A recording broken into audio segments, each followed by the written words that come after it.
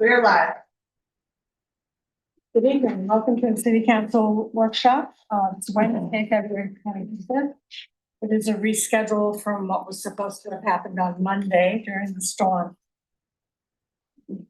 Around the table, we have this evening, Councilor Mallor, Councilor Fish, Councilor Carson, Councilor Walker, Councilor Beck, Councilor Floon, Councilor Leonard, Parks and Rec Director Tracy Willett, and City Manager Carolyn Lear, and Sue Hawes, Council Chair. So, we want to get right to it. Tracy, are you doing the first item? I'll at least get us started, so thank All you. Once again, Tracy Willett, Parks and Recreation Director. Thank you for the conversation tonight. We are back. For some of you may recall discussion back in the summer about the possibility of asking for a referendum question, ballot question, be placed on a ballot for the consolidation of a new Parks and Recreation facility. At that time, we took some feedback and some comment. We kind of regrouped. I start out by saying certainly the need has not changed.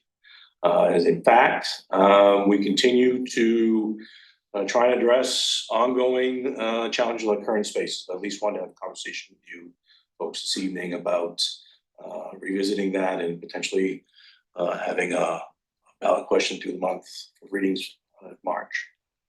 I'm going to start. I'm going to distribute the special committee's report that was submitted to the City Council back in July. Some of you probably already have this. It may be more than one copy, but certainly I will circulate these around so that you have that. In it, a committee that was appointed by this council to review a feasibility study that was accepted in February of 2024. Again, to replace the current Park and Rec facility on Main Street as well as Soy Arena on 13th Street. Hopefully we have one. None of the information that you have there in front of you is different from what was presented to the council back in July. Kind of where we're at right now, I'm going to start with Soy Arena. Again, the challenges remain the same as Soy Arena. We have tried a number of repairs to different pieces of the operation. I will note specifically the dashers or the boards around the rink. We've had challenges with them meeting. They started meeting somewhere in the middle of the hockey season and continue to do so throughout the hockey season until we close. That hasn't changed. They are leaning currently, and there's a high school game there right now. It is presenting more of a potential for affecting gameplay, both for youth as well as the high school team that utilize the rink now.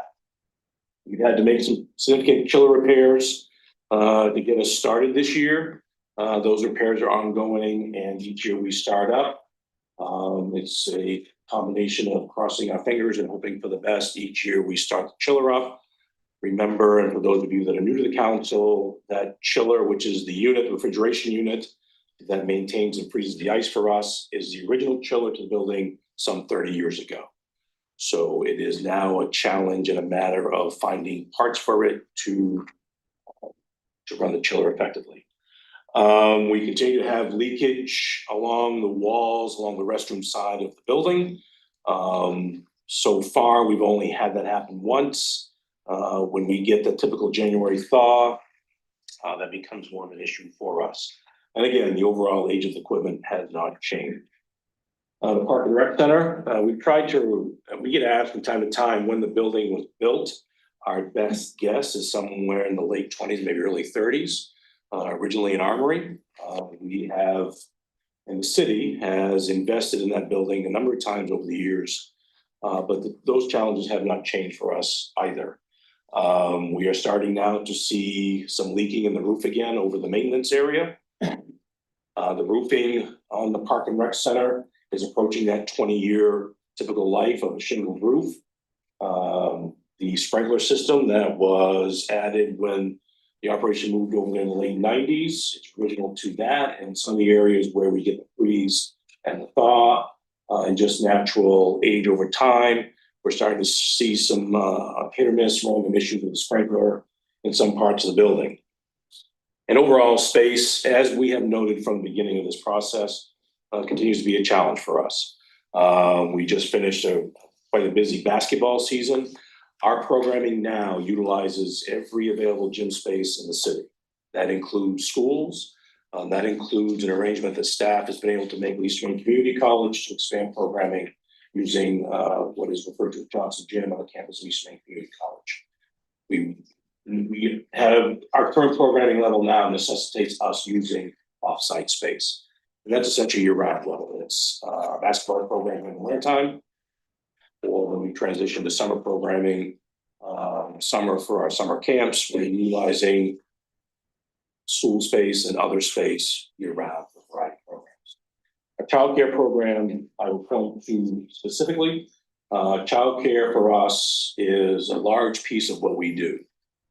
And it is year-round, whether it's our Kidscape program, which is our before and after school program, or our summer camps. We are balancing and continue to balance and the challenge of different types of programming within childcare space. What do I mean by that? It is providing a secure place for childcare, yet allowing the ongoing open public programs that we have in the building. We're trying to manage that with staff and activities. This past week is a prime example. We just have done a school vacation week with childcare, balancing other folks like our preschool playtime, where we allow families to come in with their preschoolers and use the gym space. We've got a bingo program that utilizes the building during childcare times. Wednesdays are a busy day down there. Saturdays are a busy day down there. We've been down to the Park and Rec Center during a basketball day. The parking lot is full, the gym is packed, and we have participants changing in whatever space they can find, primarily restaurants. So currently staff has done both at Sawyer and with the Park and Rec Center,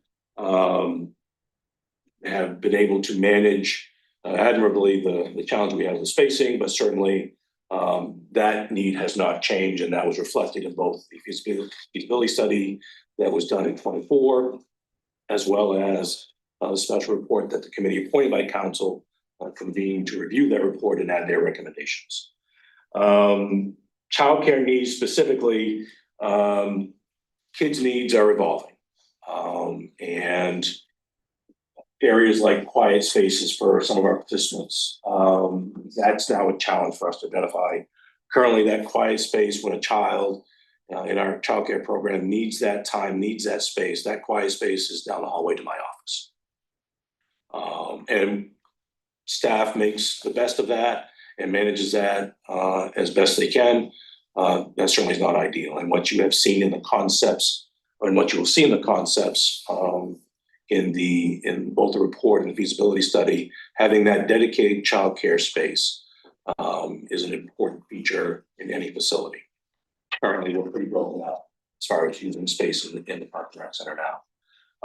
And we participate with that childcare program in a variety of subsidy programs through the state, and we also offer fee assistance both for childcare and all of our program, most of our programming for eligible residents. So there is certainly a need out there, and I think we've discussed that quite a few times through the course of our presentations to you.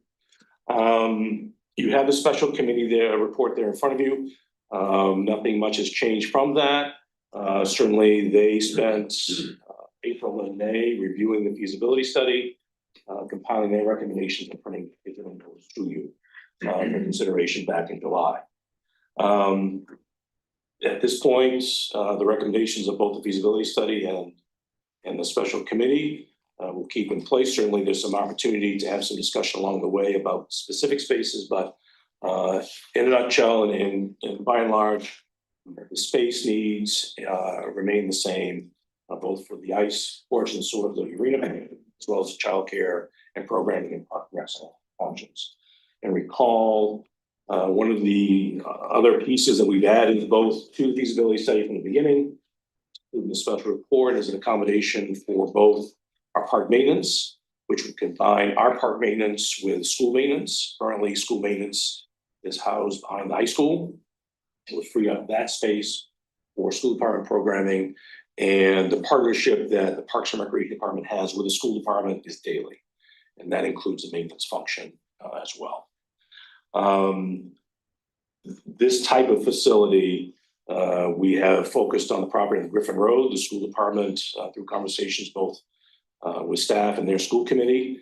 At one point that was identified for some school activity that's now identified to locate a combined park and rec facility. The unique orientation as far as geography in the city, it would reside in the middle of the city. It would also align with Husson University. Through conversations with Husson, I believe you have a letter indicating such in the special report material. There is an opportunity with Husson alone to create a very unique partnership between the city and Husson, both for students and their faculty, with a facility essentially across the street. So that certainly is an important piece for us as far as location and where we are. And again, being geographically in the middle of the city, on a section of Broadway that has both residential and potentially commercial development possibilities. And I would leave that to better illustrate that for you, certainly with the economic development staff, but there's opportunity there. We have the Parks and Recreation Department, and bigger picture, the city as a whole has benefited from a variety of organizations that provide all of these services, and we've all partnered and coexisted throughout my time here, if not before. And I refer to us, certainly the Y, and recall at one time there was a YW and a YMCA here. We have all coexisted quite well here. And now with the addition of the Boys and Girls Club that is serving the population, the Play Park section of the city, we all serve that purpose and do so as partners. I can point to, for example, the aquatic program at the Y at years, and we certainly rely on that resource for our own lifeguarding opportunities when we open pools in the summertime. And recall the original RFP did indicate to any consultant, and finally to the consultant we chose in Barry Dunn, to first explore the possibility of renovation for both buildings, and quickly became apparent that that just was not feasible in either case. Both the Park and Rec Center, again, as I started the conversation, is an old armory. For those of you who've been in, I think all of you around the table have at least once or twice. As soon as you drive up to the building, oh yeah, that was an armory. But to staff's credit, have made the most of the space. But the space, we have outgrown it. And I go now to Sawyer Arena. Sawyer Arena is in its ending of useful life. And candidly, we're at a point where we're getting to be on borrowed time there. We're at a point where for us to ask you folks of significant investment over there, we're beyond that. We've invested in the dashers to try to replace those. We've invested in the mat that's in the sand in the floor that runs a coolant. We've invested in a new Zamboni. We've invested years ago in expansion over there of locker rooms. We've outgrown those now, and hockey has changed. So the locker rooms that we added 20 some odd years ago, I've outgrown their usefulness. And for the staff at Sawyer, to manage the locker room schedule with the game schedule and game play, it's a bit of a Jenga puzzle sometimes to make that all work. We just had a mic tournament over there this past weekend. We've got a high school game there tonight with 3 high schools that use Sawyer Arena. So we are still there as far as need, and that has not changed and will not change, and will continue to become more of a challenge the more the time goes by. So I did want to pause there. I think the city manager would like to kind of thumbnail a potential bonding scenario for you, and then kind of come back and wrap up what we're hoping as far as a direction going forward, and then take any follow-up questions that there might be. That works for everybody. All right, so I have a 1-pager that I will hand out. So what you have before you on the front of this page, and this is in response to the conversation that we had over the summer and council's desire to really understand how the project could be staged in phases and to what impact that would have on the overall cost to the budget of the project. Because for those of you that were here, you'll recall that we just presented sort of a number and presumed that we would take that full amount on day one, which certainly had sort of a real immediate impact. But in reality, this is a project that's going to take place over several years.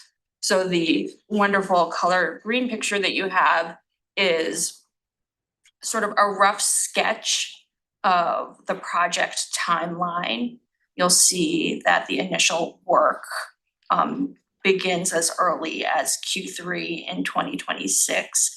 And then the latest stage of the project wouldn't be until Q3 and 4 in 2029. So certainly a very lengthy project. And for purposes of the if you turn the page, the bond repayment schedule analysis that our experts have put together, we've presumed taking the bond or doing a bond issue at each stage as opposed to doing it all up front. And so working from left to right, the first 4 columns reflect dates, and then you have 3 different scenarios on the right side on what that bond repayment schedule could look like depending on how it's structured. And as you can see, the middle option, which is titled level annual, has the smallest overall payments throughout the life of the bond, but as a result, we pay more in interest and total across the life of the project. The 2 options on either side have a couple of years with larger bond payments, but as a result, we pay less in interest. And so the total project cost at the end of the day is less. I don't know that there's any brilliant, I don't have anything brilliant to say about which option is best today. I honestly think that's premature to this conversation, but I wanted you to be able to see what that bond repayment schedule would look like yearly in a sort of worst case scenario.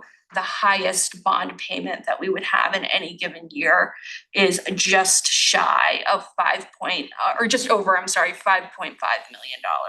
My eyes are serving me. So not an insignificant amount for the total cost. I think if you would allow me to, I'd like to talk a little bit about the ways that those costs could be reduced, and as well as sort of the opportunities that those costs represent. Because it is an opportunity for our community to invest in a project like this as it relates to property tax values and enticing businesses to locate here, enticing families to live here. So I think it's important that we position this as an investment and not just a lost cost that we're sort of sinking into something. It truly is an investment. But going to how we might reduce those costs, it's reflected in this report in some ways, but I'm just to sort of highlight at a top level. We would certainly, if council agrees to send this to voters and if it gets approved, I think the first thing that we would do is we would start talking to our congressional delegation about the opportunity for congressional funding for this project to reduce the costs. And I think that there is, a reasonable reason to believe that our delegation will see the value of this project and be interested in taking it as part of the conversation for the overall congressional funding package. So we would absolutely start doing that right away if this were to pass. We will also inevitably explore grant opportunities to help fund this project. The grant landscape is really uncertain right now. So it's really difficult to come to you with any sort of confidence that that will be something that will pan out come time to repay this bond, but it is certainly something that we will aggressively pursue. I think particularly with health, recreation, and then the last part of this project being potentially a public health facility. Those are areas where grant opportunities do exist. So it's also not unreasonable to believe that we would get there. Much like the Cross Center, sponsorship and naming opportunities are reflected in this report and could be a huge component of offsetting some of the costs of this project. And as Tracy mentioned, the committee has already explored opportunities for partnering with Husson, and we would certainly continue to explore opportunities to partner with other large businesses, hospitals, and universities within the city in a way that could offset the costs. But I think until we know whether the public is in favor of an investment like this, it's difficult to start marching down that path with any level of confidence in those conversations, not knowing whether it will ultimately get approved. We're just guessing at that point.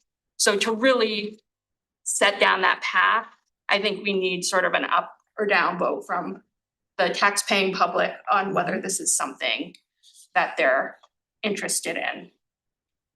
And then the opportunity, certainly the Griffin Road space is a space that is surrounded by a good amount of undeveloped space currently. I would definitely expect, if we're hosting hockey tournaments every single weekend on 2 sheets of ice in and around a new Parks and Rec facility, there will be a need for restaurants and hotels and businesses to support those activities. And so I think it's a question mark. It's hard to sort of quantify for you what the impact will be, but certainly there are opportunities for tax revenue from development to offset some of the costs of this project as well. It's hard to make promises, but it's there. So it's where we're at, is in one piece to remember back to the community as a whole. We started this process in 2021, overall Parks and Rec facility master plan. In that process was community engagement, the feasibility study. And the product of that feasibility study included community engagement, which included public forums, online surveys, and stakeholder meetings. This council, the city council, convened a special committee to review that and met for a couple of months back in the spring. And we've all arrived at the same place, that the need continues to be there.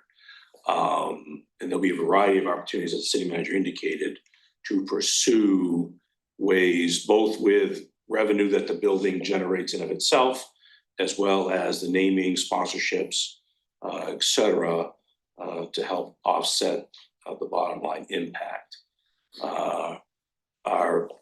As the city manager indicated, our hope is, and our ask is to continue the process for the month of March, to let the folks in Bangor decide, the citizens decide, the need that they have for this type of facility.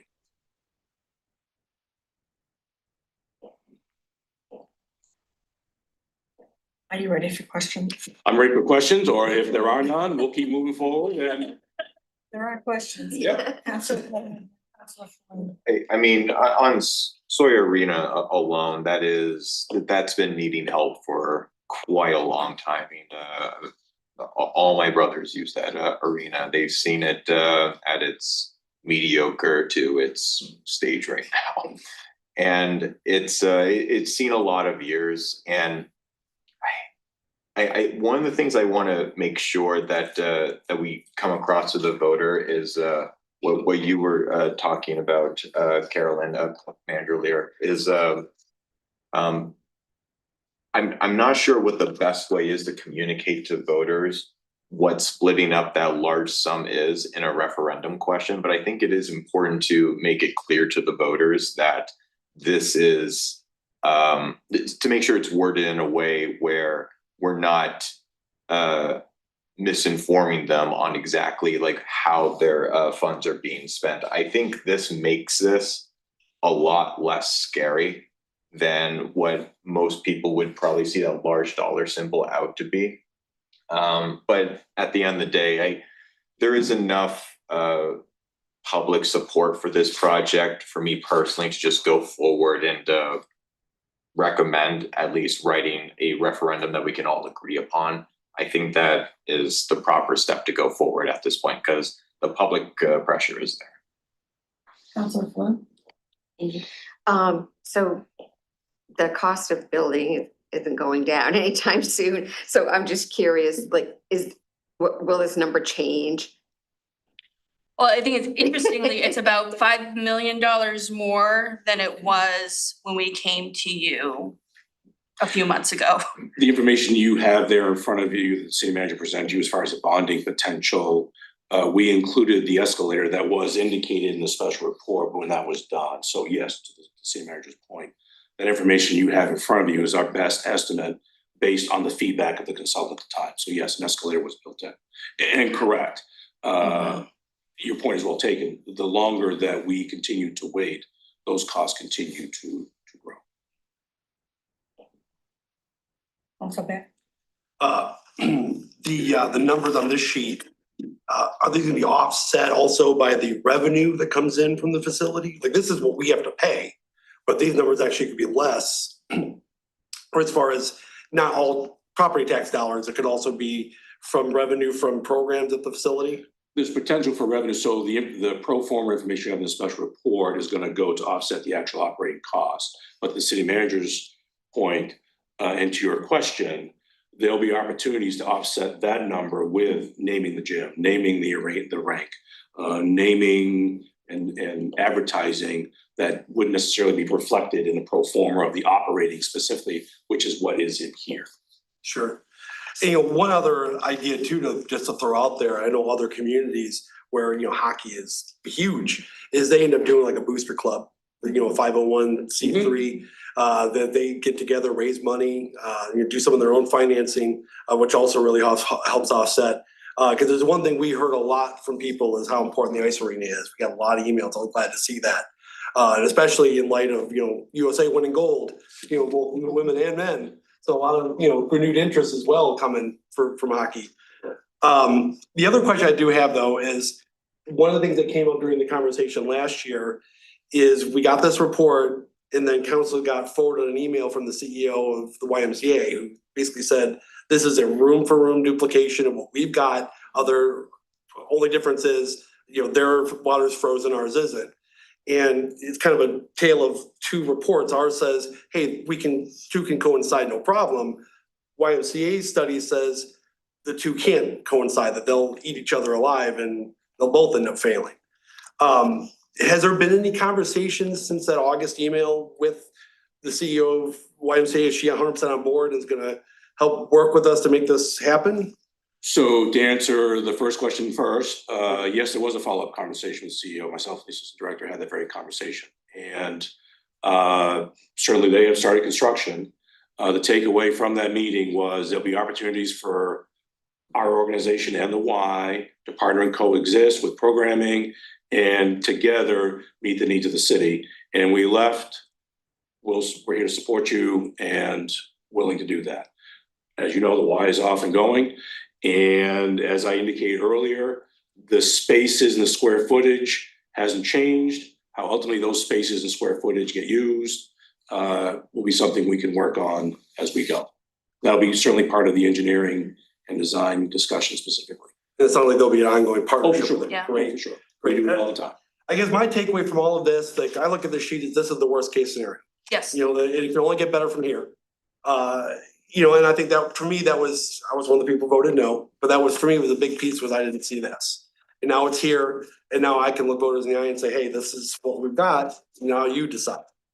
You know, I don't see a problem putting this in front of the voters. Councilor Carson and Councilor Fish. I know our childcare is busting at the seams, and I'm sure as big a daycare as you could have, you could fill. And Sawyer Arena. I'm kind of surprised we've made it this far. We definitely. Say out loud about that. And I think that our community for, affordable, something affordable for our community, the elderly to have a facility to go to. There was a lot I was excited about, but again, it just seemed like, the total price tag of 66 million for the taxpayers, and not seeing something broken out and knowing we can kind of chisel away at this. There will be opportunities. And then also, I think it was bad timing with the Y coming out with similar programs for us not to be able to really differentiate, the risk. So the timing was probably bad, but I'm willing to have it to go out to the taxpayers. I think the location's great. I know I sat in on some of those committee meetings. There's a lot more expanded opportunities that we touched on that we won't know until the future comes to fruition. But it certainly sounds like it could present a lot of opportunities. So I'm obviously these things can be a little, see those price Scary. tags. It's a big investment. We recognize that. It's a big investment. But I say put it out to the people, and then, we roll up our sleeves and see where we can raise some money and get some help, and I'm for moving it forward. I am also for moving it forward. I'm pretty excited about the investment opportunities, and I'm thinking about that. When I asked, so I know some of the zoning over there, like we have low density residential, we have personal service. Where would this be? What is the zoning currently? I know we have a deficit of hotels, we need to attract those. We're just talking about Yes, this earlier. I kind of wanna know. That's why I looked over like, at her. what's the zone there? Cause we might wanna be thinking Yeah. about, right, rezoning if we're looking to bring Do somebody. you want an answer? Cause I can switch chairs. Do you wanna come just talk about what the zoning is quickly? Know what it is.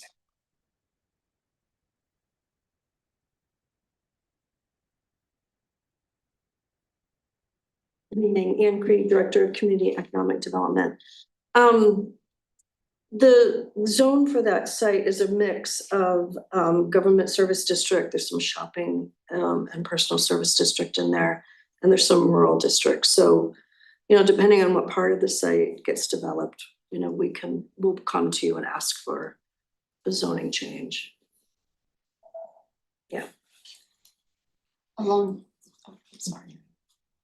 Along those lines with,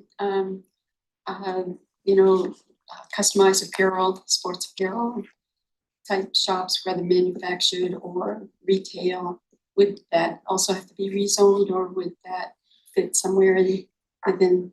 Well, what we've been seeing is development has been pushing out Broadway. We're seeing more and more, especially in that intersection there where Dysart's. I mean, it used to be, that was sort of a very rural part of Bangor. And, over the last 5 years, we've seen a lot more commercial development out there. So something like this would definitely spur that type of thing. And you have been rezoning, that whole node, if you will, of Broadway and Griffin into the shopping and personal service district. So it's likely we will continue to ask for that out there. Question for Tracy. With the anticipated loss of over $1 million a year in operating loss, how does that affect the tax rate? As far as the operating of the building, Just the operating of the building? And then second would be paying off the bond. How does that affect the tax rate? so the operating cost is analogous to what we're doing now for the department. Generally speaking, we're able to offset our operating costs with associated revenue. So to come up with this definitive number to answer you tonight, it's hard to do that. What I can tell you is that there will be an opportunity to generate. That estimate was just what it was, an estimate. As we go and add programming and memberships, et cetera, that difference can continue to be minimized. The more revenue we generate in the building, either with ICE rentals, programming, childcare, rentals, will continue to offset the cost to operate the building. Right, but that doesn't answer my question. The question is, looking at this, well, let's just use one figure. Let's call it $1 million a year loss. how does that affect the tax rate of the average taxpayer? How much is it going to increase? So for the operating cost side of things, you don't currently now offset all your costs with revenue. So that is equivalent. That is not a change from current. You're saying we have $1 million loss a year on the. We don't recreation lose, facility? whereas a general fund operation, we're able to offset the total cost of operating the Parks and Rec department through generating revenue. That difference is about $1 million to the taxpayer. Every year. Yeah. So we're already contributing tax revenue of $1 million towards the rec. All right, so let's ask, then what is the offset on the bond? On the actual bond. So the offset for the bond is about a 6% increase to the tax rate under the worst case scenario. So in the year where we have the highest bond payment, it is a 6% increase. And then in the years when the bond payment is lower, it's lower, which is roughly, I have it here. 6%, oh, sorry, $300 per year on a $250,000 home. So using that as sort of like your average single family valued property. And that doesn't include any increase that the city has for other operations? For other, for sure, So it's 300 and plus per year. 300 maximum per year. Okay. It's in the year of the highest bond payment.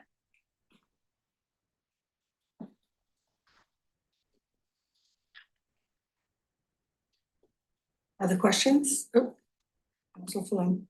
Thank you. So maintaining these two current facilities is not exactly inexpensive with all of the repairs. So I mean, like in the long run, and I know it would take some time for it to even out with that, the upfront cost of a new facility, but wouldn't it ultimately reduce costs because you're not having to maintain these extremely old facilities with all of these repairs?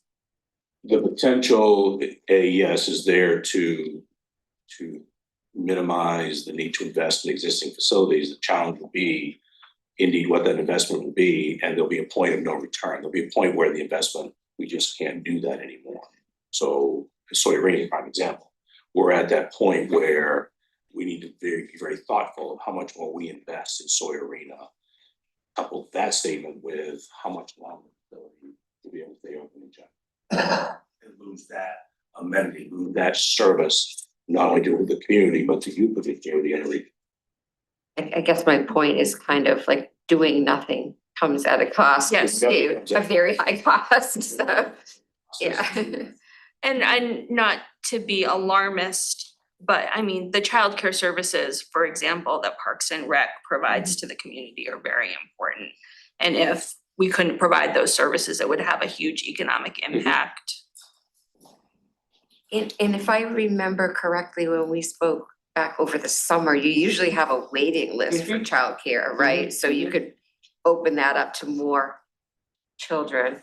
More efficient use of a more appropriate childcare space indeed could offer more potential for more space.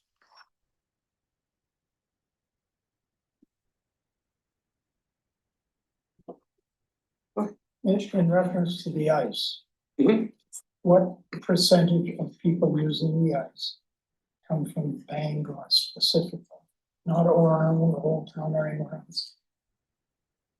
I don't want to get, I mean, majority, for example, Bangor High School, combined with, I know, for the first time this year, the Junior Black Bears are indeed a regional program.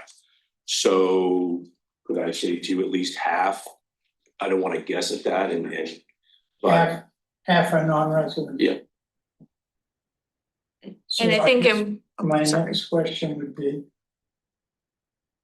what kind of support are we expecting from surrounding towns and the county? Any? So to answer the question tonight, certainly that's something to pursue on both ends, as far as the share that residents and non-residents pay. We typically charge a non-resident fee. The hour rate at Sawyer is the same no matter who's using the ice. At the end of the day, it's an amenity that's providing a pretty significant activity and space to do that activity for youth, not only here in the city, but regionally. So it's that amenity that is important to a lot of folks. Oh, granted, I mean, if I lived in Orono, I'd be grateful that you're building. Understood. that. But there's certainly an That's opportunity. not the point. The point is, I don't mind providing the facility, but I expect an equal share of the payments on it or the expense of it. And I don't think we're getting that now, are we? Not currently, but to the same manager's point, there's certainly an opportunity to pursue those types of requests and asks once facility is open. Well, how receptive do you think other communities are going to be, or when it's built? If we, how, I'm looking, I don't, building it doesn't bother me, maintaining it does, and I want provide a fair platform for expenses, but I don't want the city of Bangor to be funding all the expenses or the majority of them for the benefit of other areas. Understood, and we can certainly pursue that. I don't know what the response will be. I'm hoping favorable. But we don't have any guarantee, obviously, so we could build it and end up paying have a huge deficit every year because no one else wants to provide any support. Or it'll be popular and we'll offset it with revenue that Yeah, we didn't I know. anticipate. So it's a real gamble, though. But to some degree, I don't disagree with that. No, to some degree, there's chances that And I'm looking at the fact that 50% of the population is over 60. Their chances of using, I'm just picking on the ice now, their chances of using the ice are nil to none. So you're gonna have a very difficult job, I think, maybe not, I don't know. Convincing me that it's a project that I should say, yes, go with. Because I'm 80 years old. We've got a stick and puck crowd that's pretty diverse in age that uses it. We've got all ages that use Sawyer Arena, all ages, whether it's public skating, stick and puck. It's all ages. Actually, Council Beck was ahead of you and then you. To that point, I think that pursuing the idea of booster clubs would be huge, because we had a lot of emails from people from outside of Bangor who said how much they support this. And two things, one, I know that they would support a booster club, if it's that important to them, they would definitely jump on board, and I think, we could take advantage of that, but also hungry players or hockey players are hungry. Growing up, we would drive 3 towns over to go to my brother's hockey games, and while we're there, we're spending money on food and sometimes a hotel and all that stuff. So it would be also interesting to see if there's been any kind of feasibility study done, even just a rudimentary one, just to say, hey, also, this is the additional dollar figure that this is going to bring into to Bangor as well. So those would be my two things, is that people are going to be bringing money with them, and the fact that we do that booster club and help it get off the ground. Oh, that's gonna offset a lot of the expense of maintenance alone. So Leonard? Yeah, and I just want to say, and thank you for bringing up all those good questions, Councillor Mallard, especially pinning what that hard figure was in a worst case scenario. I think that's also really important for the voters to be aware of. I do want to say that and I am not a hockey player. I don't really watch hockey all the time, but my family is a big hockey family. There is a massive culture of hockey that exists in this county. And I think it would be very unfortunate for us to not continue to invest in that culture at the end of the day, because the demand is there. And there was one person who was skating with one of my brothers who was approaching 60, actually playing in these public games. And there are people that I think would continue to use this arena for probably more than just hockey in a lot of ways.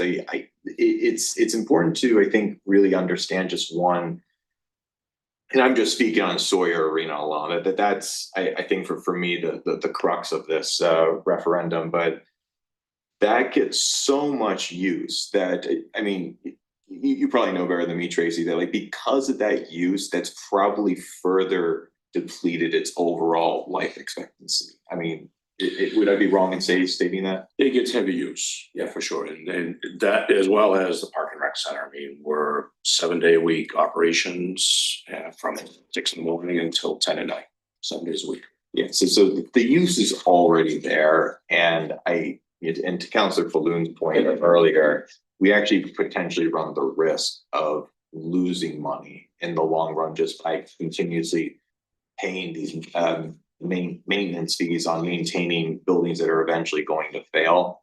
In the long run, it's actually probably going to be cheaper for us to invest in new facilities at the end of the day. I mean, that's just how I look at it at this point, because I do know for certain that Sawyer is, it's, I don't want to be too negative, like, I've been to that arena so many times, but it's done. It has seen its days, and I very appreciative of the facility. It's made a lot of great hockey players, but it needs some help, and the culture needs some help. I have another, yeah. So, Councilor Beck mentioned a booster club and whatnot. What are we doing currently for that? I mean, we had the facility for a number of years. Have we ever proceeded with anything like that? No, but certainly something we can, Well, why haven't we? So we've basically been funding it citywide for everyone and not asking anyone to assist. That doesn't seem to make good sense. Seems like we should have been doing that years ago. Well, just to be clear, we do charge a fee, a substantial Charge an hourly fee. fee. What, I mean, charge an hourly rate for the use of the ice. In addition to that, we charge admission for public skate. We have a learn skate program that we charge a fee for that. So all of that goes toward offsetting I'm the just cost. that's not what Councilor Beck was talking about. No, it's not. No, I don't disagree. And we've not done that, so I guess my question again is, why haven't we? Have we felt that the city of Bangor should bear the brunt of the cost for it? To this point, the council has approved our operating budget every year, and it has not come up until this point. So certainly going forward, if it's something the council would like us to pursue for me, we're happy to do that. I think it's time that surrounding communities share in the wealth of what we provide. But I think there's a cost involved in that. And I don't think the 50% plus senior citizens of Bangor are ready to fund it. 19%. Right, that sense, that's 65 and up to 19%. That's not 50%. Well, that's irrelevant. I'm just making a comment, so. And I And I don't think public comment's essential at this point in time. Well, she's. I'd like to comment. We don't? Do we want to take public comment? It's entirely up to you, Chair. This isn't really the forum that we take public comment in. I was only here at the Yeah, she spoke because she is the chair of the special committee for the project. This is really the work session for the council when they can all get together.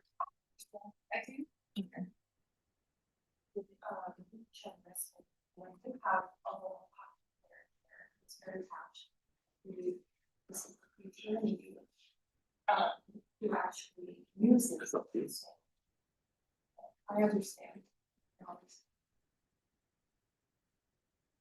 You want to go? That's up to you. If this goes to the next meeting, that's.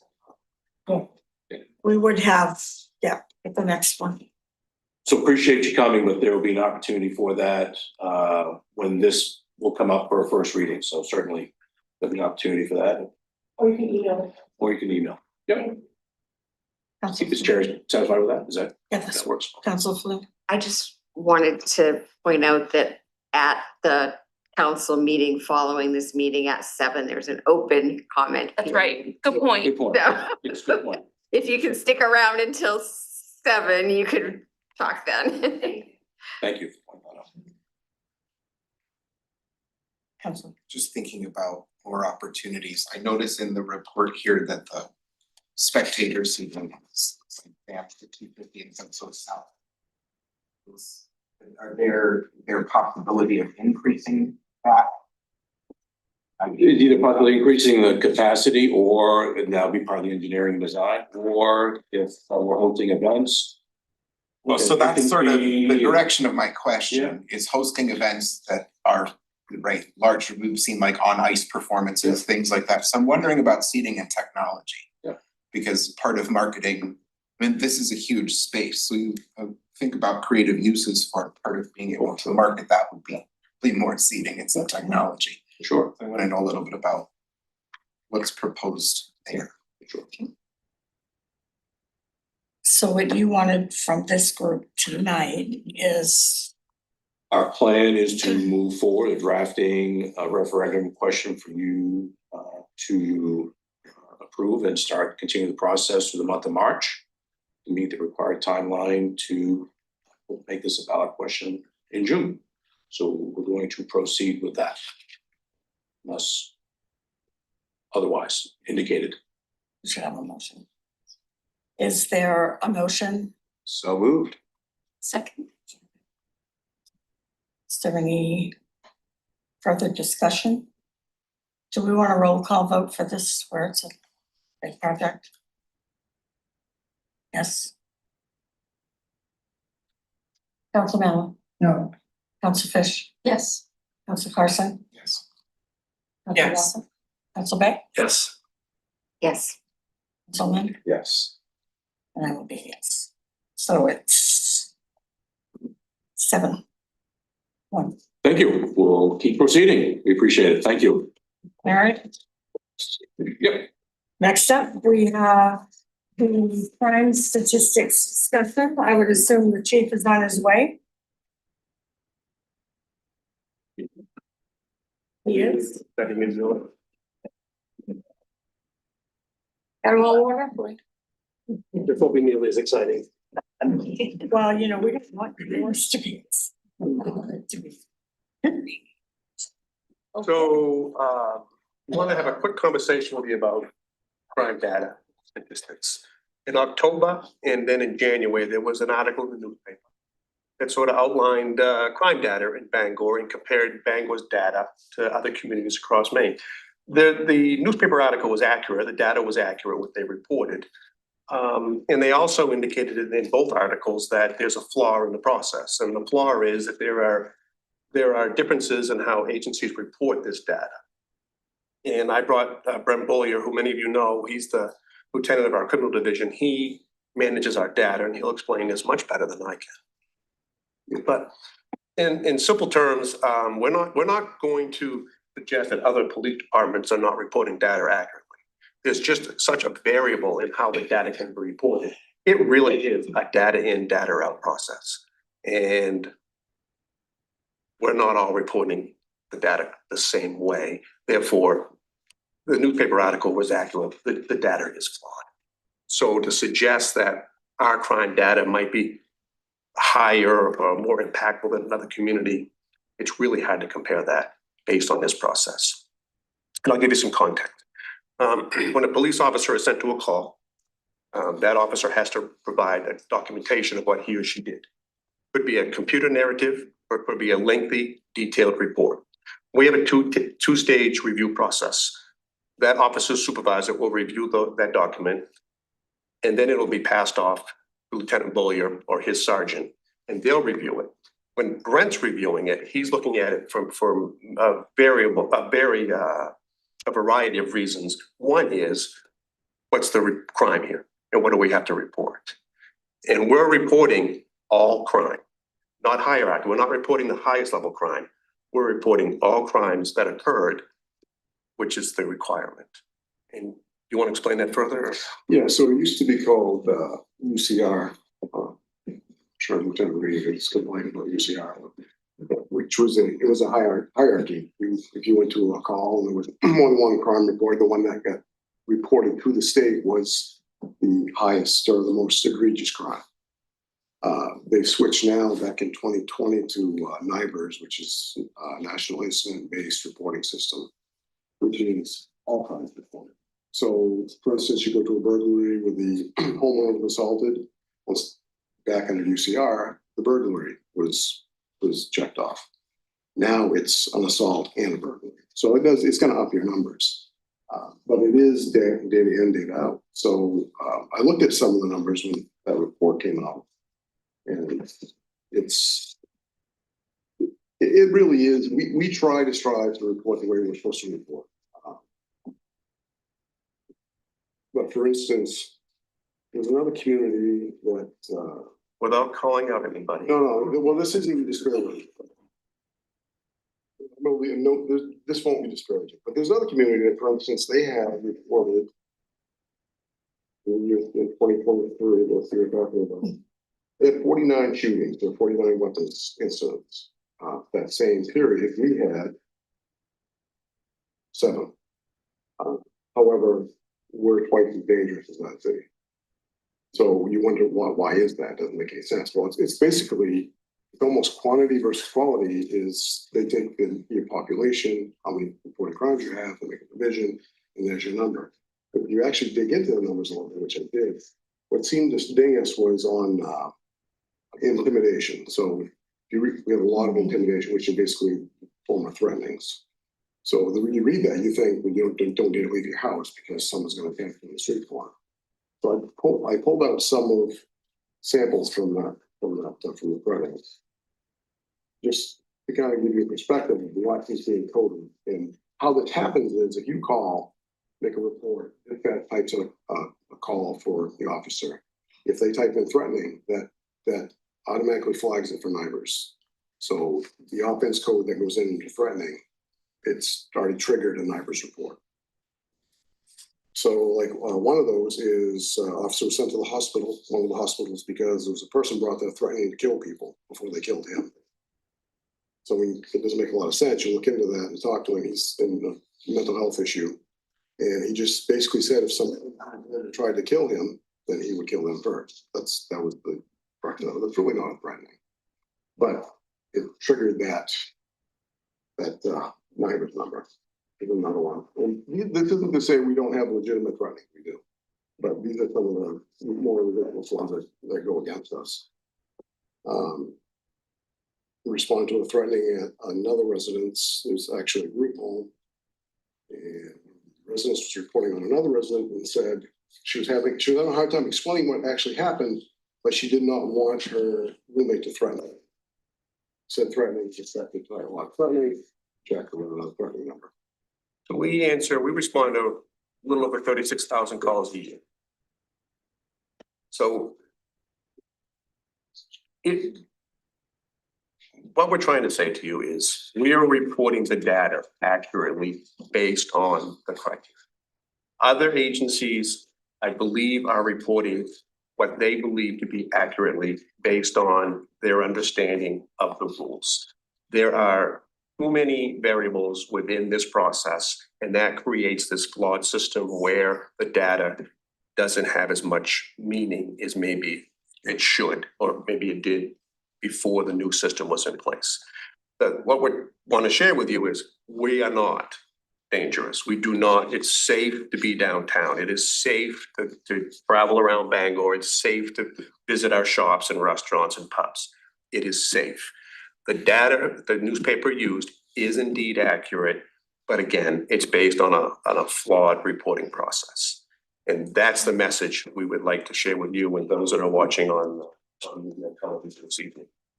Questions from anybody? I just want to say thank you, gentlemen. I took a lot of notes from that. That was actually very eye-opening to see just the type of data, how it goes into your departments, and how just through the system itself, that data can just get corrupted. I was sketching a little circular logic a thing on my note, and I completely saw just like how those issues came up. That was maybe there's a better way to put it to the public, but I really do appreciate you guys recognizing the issue that you have regarding this is probably a different conversation overall, but it does beg the question, because of this issue regarding data, especially considering a lot of incidents seem to be tagged with certain types of crimes, even though some of those, or even usage of words or the way that dispatch puts them out. Are you seeing any potential ways to rectify that data organization issue? Well, I can tell you there'll be a change in the numbers, not this year because we're already submitted. But so I mean, at the time, I'm responsible for making sure all the audits done every year because we have to report every month to the state and so on. Then I yearly report. And I'll be honest with you, I wasn't paying attention to these threatening. These are just meaningless threatening complaints that come in. There are some legitimate ones. But I didn't realize they were gonna make so much hay with this. So, I mean, I was looking at the aggravated assaults and stuff and checking those, so it takes me about 6 hours to reconcile a month. So now I've added harassments and threatenings to make sure that we're just done finding the ones that you're making unfounded that don't meet the statute. I mean, there was a harassment complaint I read just last week. Someone drove by a residence and laid on the horn and yelled out the window. They called instead of being harassed. Well, harassment by law is a repeated course of conduct. But it goes in, they said they're being harassed was in harassment, so that has to be unfounded or the council gets. So to answer your question, yes, we need to categorize better. We're not gonna underreport. I can't possibly look at any of you and suggest that we're gonna underreport our data. That certainly is not what we're gonna do. But we're gonna categorize differently, more appropriately, so it better aligns with what we're seeing. Part of this is indeed a flawed reporting system, and part of it is we need to look at these categories a little closer to be sure that we're being entirely perfectly accurate based on what the officer is seeing and experiencing when he or she responds to the call. There will be an adjustment in our data. I mean, I don't want to take up the entire conversation, but I'm definitely looking forward to revisiting the subject again. It's both interesting, but also really important. Thank you very much, John. Sure. It looks to me like it's more of a correction for public information, the public's not getting the real meat of the problem. You're reporting it properly. Not everyone's using the same standard, so we're comparing apples and oranges all the time. And as long as you present it properly, and that's what you present to the public and to us, I don't think we have a problem with it. You can't depend on other people doing it right. As long as you are, that's all that matters. No, I can assure you, we will continue to report accurately and we'll return. I'll speak with the city manager, of course, but we'll return the report back to you as we continue to report our data to the state and to the feds. Yes. Councilor Fish. I don't think this is the first time we've had this problem, correct? It is not the first time. You may know somebody that's struggled with this situation. Yes, in fact, I consulted with him a few months ago. Yes. Thank you. Other questions? Yes, sir. What can we do? This is great, thank you. And I look forward to hearing more. What can we as a council do to help with the narrative, the sort of incorrect narrative that floats around out there that it's all dangerous? The purpose for this visit was when you have a constituent reach out to you and say, Bangor seems to have high crime data, the crime numbers seem to be high, you can assure them that we are a safe community. And the data is indeed accurate, but not entirely accurate based on the reporting system. But Bangor is a very safe community. It is indeed safe to visit our community, to enjoy our restaurant shops and pubs. It's a safe community, and that's the message to your constituents. Next. One more, Councilor Flood. So just for like a clarification to sort of like summarize this, maybe if I'm talking to the, person. Like you're filing a report, it could be the exact same crime as another main community. The way you file it could trigger could look like there were 5 different crimes committed, but another community could be reporting the exact same situation and it's only gonna look like 1 or 2 crimes were committed because you're doing it a little bit differently. Is that Yeah, you have it. accurate? Yeah. You captured it well. Yes, yes. Thank you. Thank you. City manager is on her way. She's here. Here I am. City Manager Carolyn Lear, just have a small number of updates. So you recently saw that the Downtown Bangor Partnership announced its new space and welcome center. That will be opening soon. I think the idea of a street level welcome center in particular is really exciting. The executive director is going to be coming to give us another quarterly update in March, tentatively scheduled for March. So I'm hoping that she'll tell us all more about that move at that time, and you can certainly ask questions about that from her as well. The Cross Insurance Center is about to wrap up its yearly hosting of the high school basketball tournaments. The Class B finals for both boys and girls are this Friday evening, and I believe that's the last game. I may actually try to go and take my family to see it, so that will be fun. But manager Jake Berkowitz reports that that's all going really well this year, very successful. There was, I thought, a really nice article in the paper about sort of the positive economic impact that that event has on the downtown businesses, which I thought was a really good reminder of why that investment in the insurance center was good for our downtown. So only good things to report there. And then I also wanted to recently let you know that I attended a meet and greet over at the Federal Building with the HUD Region 1 Region 1 director who is new. Region 1 is sort of northern New England. He reports out of Boston normally, I believe. It was myself and like 25 of my closest colleagues, so not particularly intimate, but a lot of folks who are in the local housing industry, speaking to the HUD director about housing and the things that are important to them. It was really interesting, eye-opening, met a few people who I didn't know who were in the housing business here in Bangor, so that was great. I definitely took the opportunity, when I was given the opportunity to sort of talk about what was of highest importance to us, to emphasize to HUD that I think that their leadership in approaching housing from a regional perspective with, you know, more regional collaboration amongst municipalities rather than everyone sort of going it alone and trying to meet their city or town's needs in isolation could be helpful from HUD. And I saw a lot of sort of nodding heads around the table, so I thought that was really positive.